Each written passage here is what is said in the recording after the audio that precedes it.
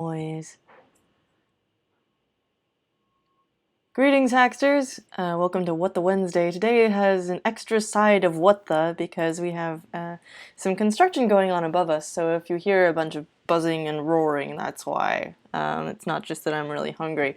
The mic is okay. Anyway, so last week I went to Hardware.io USA, which is a fantastic conference about hardware security, super important. And there was all kinds of cool stuff, including car hacking, Bluetooth hacking, Google Nest hacking, all kinds of other stuff, and really cool talks, as well as a badge I got to solder together. I'm going to show you that. I put together a little video about it, in fact, and let's see, what else have we got? So here's the badge. It's by Heisenberg on Twitter, and so it features this CR2032 battery. You've got a switch on it. You've got a little connector for programming it.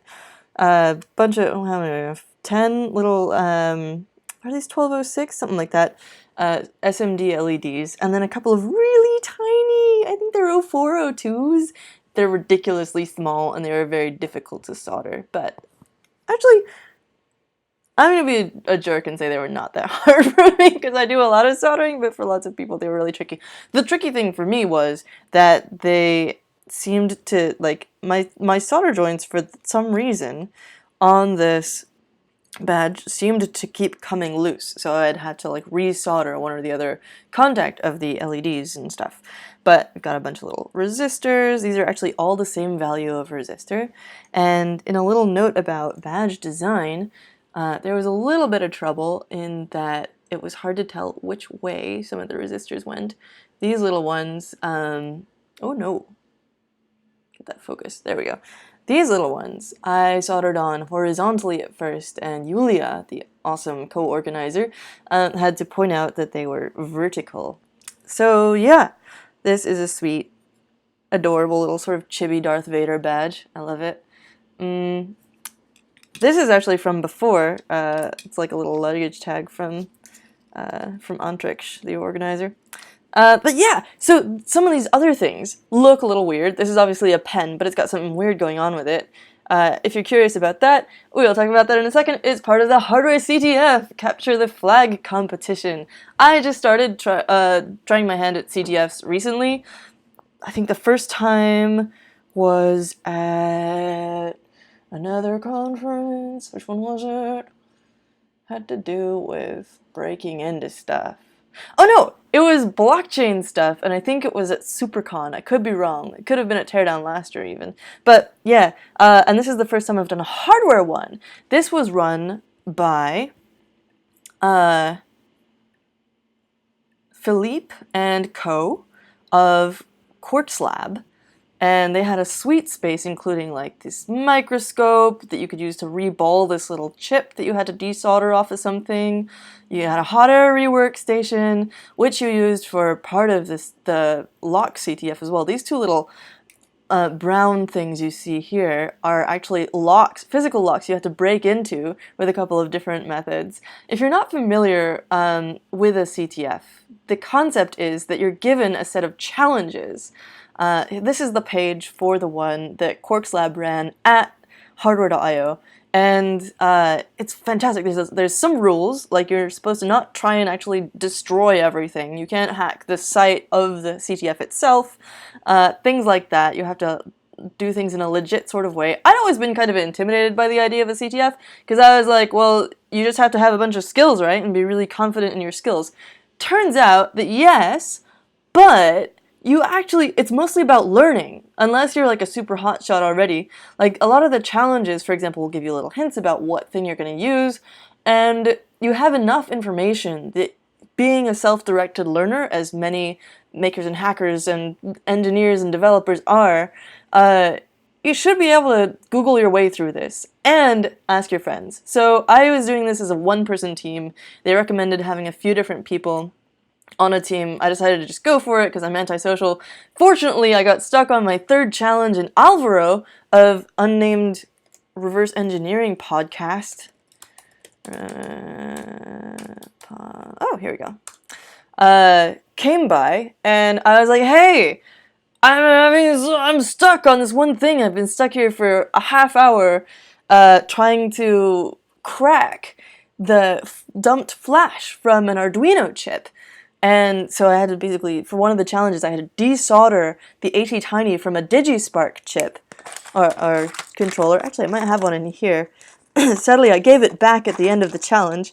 I thought I had one in here, though. Oh well. Anyway, I had to desolder the AT-Tiny chip from there. It was a little SMD one, using hot air and desoldering braid. And then I had to dump the flash memory off of it using, let's see. Yeah, here's the desoldered chip, and you can see the DigiSpark there. Ooh, that's very large. And then there's the chip, the AT-Tiny85, and basically I had to put it into this device here, which is kind of blurry, but basically you slot your little chip into there, it grabs onto it, and you connect pins on the back to whatever your other thing is. So it's basically a breakout for a chip. And then you plug that into your little decoder here. This is a USB ASP connector, which I found a tutorial for how to use this to dump the flash off of such a chip. USB ASP, evil mad scientist. On the blog of our friends, Evil Mad Scientist Labs, written by a little Nor Edman, who is, no, Wendell, I lied, written by Wendell Oskay, who is also just the coolest. They're both the coolest. This was super fascinating. I learned a ton about this. I always thought it was impossible to get the code off of an Arduino once you had flashed it, and that's what I love so much about MicroPython. Turns out it's possible, it's just very difficult and annoying. You have to dump this, pull the flash memory, which I was able to do, using this fantastic tutorial, and then Alvaro comes by when I'm being like, how do I get the information out of this thing? I don't know how to convert it to actual text. And he's like, oh, you use this command strings. I just learned about it in this USB hacking workshop the other day. And I was like, yes! So it was a sort of teamwork effort. It's fantastic. I ended up getting tied for third place. Team Archimedes down here. I even got the little blue line completely by happenstance. And everybody else did, a bunch of other people did way better, but I'm pretty happy. I was a one-person team, tied for third. That's not bad. And I had a lot of fun and learned some cool stuff. And now I'm less intimidated by CTFs, and I want to do a lot more, because it's the best way to learn. It's really motivated. I don't know about you. I know a lot of people had bad experiences with education, but I've always been really motivated by points, so I did well on tests. I love this kind of learning under pressure kind of thing, and so this is, plus it's tactile, it's so much taking stuff apart, putting it back together. This is the reballing station. Just keep it to yourself. Okay, we'll get through this. You had to hot air desolder this chip from a different board that I didn't take a picture of, and then reball it, basically. So you had these teeny tiny little metal balls that you had to place onto this grid after removing all the solder that was already on there. You spread some sticky flux on it. I put too much flux on, more on that later. And then you place these teeny tiny balls in place with tweezers on top of each point on that grid. And if you're lucky, you didn't use too much flux, and when you apply heat again with the heat gun, they don't blow all over the place, or the surface tension doesn't shoot them all together in one corner, which is what happened to me. So I did not complete this challenge, but it was still really interesting, and I learned about working with ball grid array circuits, or chips rather. Very cool. The first couple of challenges I did complete, and the reason that I felt excited to tackle this was because they had these lock boxes that I told you about that had they were made of wood and had little hinges, and each of them had a different type of lock. So the first one, you had to use shape lock, or I think they had a different name for it, but it's the same kind of idea. It's these little plastic beads that melt if you apply heat. And so they had a little silicone muffin baking cup that gave you some beads in, and then you would use the hot air station to melt those and sort of pour and smoosh them in the liquid substance into the lock. And then I added my pen on here because I wanted some extra leverage. I just sort of smushed it into there. And now I really like this as a sort of a pen decoration. It's kind of a pen testing. Oh no. It's kind of a little just memento souvenir, I guess, of my first hardware CTF. Plus, it's one of my favorite pens. And then the other one, I was like, oh, I'm really used to catting stuff up on a deadline. So how about we try this other one where you have to actually 3D model and then print a lock. And technically this design is open on the web because Onshape's free tier only allows you to have free designs. Don't look it up. Like, if you cheat, it sucks. But if you're curious and you're never going to do this as a CTF, then check it out. I wish I had a better picture of what the lock looked like. But it basically looked like this. And I made a mistake at first because I put these little notches on the outside. Turns out those are a security feature to keep you from making your own key. So I had to take those off. The nice thing is that Philippe was there. They had this 3D printer, and they would take a look at the file that you sent them. And then if they thought it would work, they would print it. And then if they didn't, they would like send you back. So he sent me back once to take these notches off, and then I created just this really minimalistic design. One of the points of this challenge was to make something as small and efficient because it they didn't, want someone taking 20, 50 minutes, 3 hours to print up, a key for this lock. And so, yeah, it was this kind of thing where you push a little metal plate in with this guy, and then, there was a central triangular protrusion surrounded by a plate, and then you would like push it in and twist it. And this worked great on the first try. I was very excited.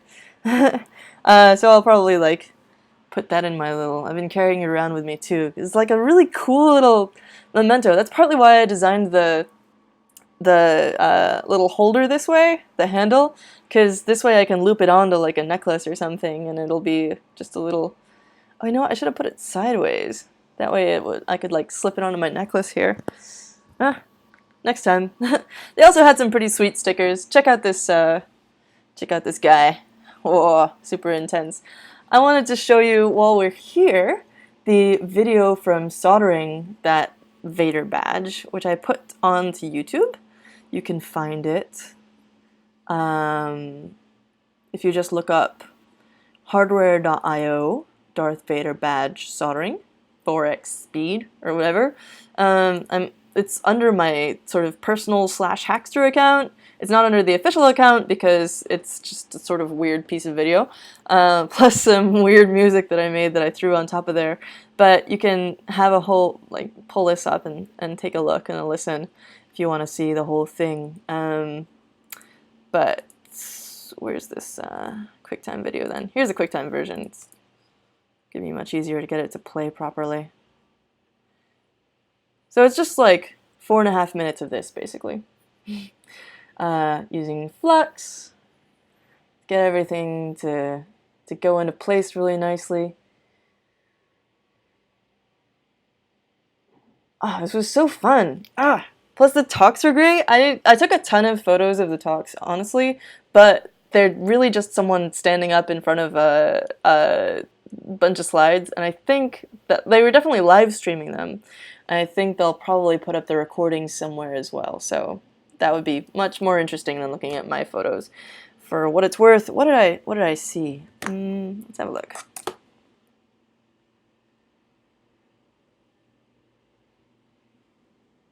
I'll let you watch this video while I poke around on my phone for a second. What? Oh yeah! There was a really interesting one on imaging circuits with infrared. So being able to basically see through a chip, you would thin down the can or the enclosure of the chip, what it's made of, except for that's not the circuit, the can, and then connect different parts of it and see what happens in terms of infrared activity, which I think correlates pretty closely to thermal activity, but I think he was talking about near infrared. And then night vision goggles. So he used night vision goggles to see through the chip what activity was occurring, and that's really cool and weird. Oh, who was this anyway? I should I should actually check what this person's name was. John McMaster. Yes. And you can check out presumably more of his stuff on the internets. I also saw a really cool one about... Where is it? Where is it? Sorry, this is taking a while. A really cool one about, post-quantum cryptography. So this is a big thing that I've actually been to a couple of talks on, and I still don't quite get it. The whole thing about how, RSA and other hash functions or security algorithms are gonna be hella compromised by the advent of quantum computing because they can be in a ton of states at once, and so they can go through, they can crack certain types of encryption much faster than classical computers. Let me see if I can figure out how to, if I know this well enough to explain it. I think any algorithm that relies on factoring is pretty much going to be toast. Could be wrong. Oh, you know what? I saved a slide from the... Anyway, it was really fascinating, and you can look up the schedule. Why don't we look up the schedule, actually, together? I'm going to have a look and find out what the person's info was. Maybe it's not on here. Quantum algorithms...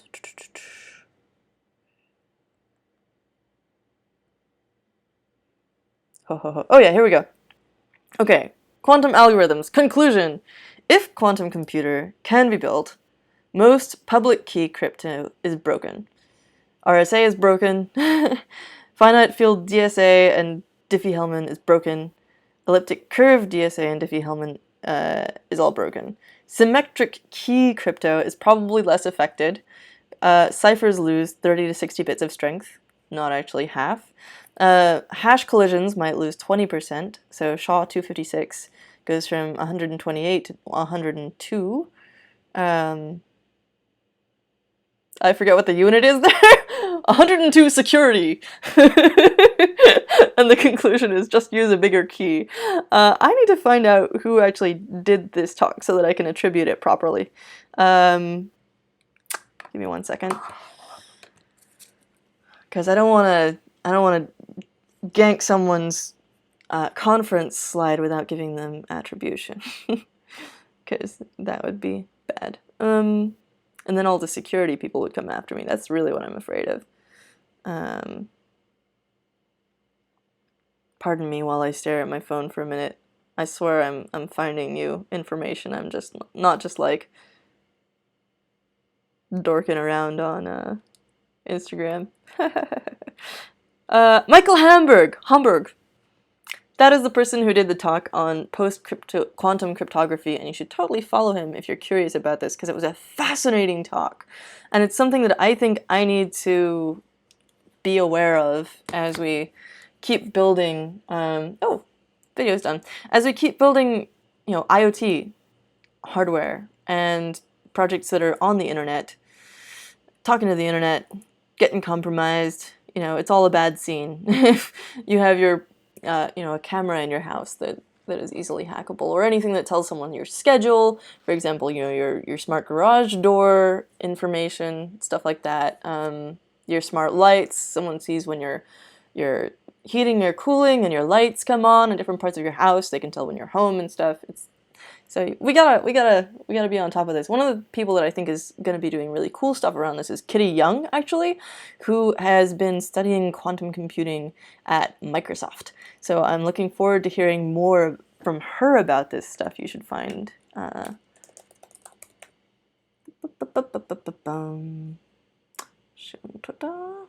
well, she's on Hackster, and you can follow her on her various social medias. She does a lot of really cool projects as well. All right, so that's pretty much all I had to say on this. Hardware.io was awesome. There's more coming up in Amsterdam, I think. Let's find out. You can see the whole schedule on their site. in the Netherlands, at Den Haag, if I'm saying that right. Also, I will be at Teardown 2019 this weekend, so if you missed Hardware.io and you want to get your fix and you happen to be in the Portland area, then you should totally come out for Teardown 2019. It's going to be a ton of fun. I cannot wait. I'm bringing Archimedes 2, the new version, which it does not have a tutorial published yet, but I'm going to be posting lots of fun stuff from there. Really excited. Be sure to check out Unnamed Reverse Engineering podcast. Check out the Evil Mad Scientist blog if you want to learn some cool stuff. And follow Kitty Young if you want to see some occasional tidbits about quantum computing. Lots of cool stuff out here. Thanks for watching. Have an awesome rest of your What the Wednesday. Thank you to the construction gods for being kind to us for the last 15 minutes or so. And yeah, hack on.